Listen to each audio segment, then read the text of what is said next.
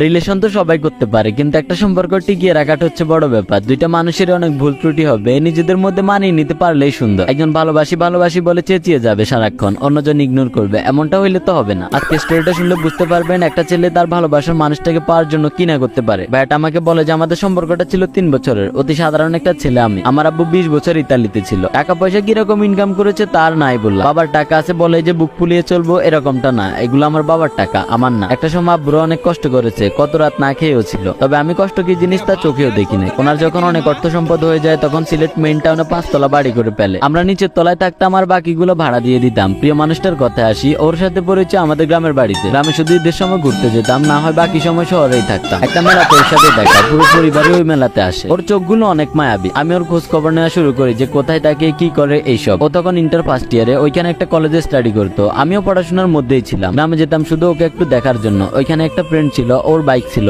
আমারও বাইক ছিল, দুজনে শুধু ঘুরঘুর করতাম। প্রিয় মানুষটার কলেজ ছুটির অপেক্ষায় থাকতাম। আমাকে অনেক ইগনোর করতো সে। শহরে কি মেয়ের অভাব আছে নাকি? তাও কেন জানি ওকে ভালো লাগতো। এটাই হয়তো ভালোবাসা। আর কত সহ্য করবো, একদিন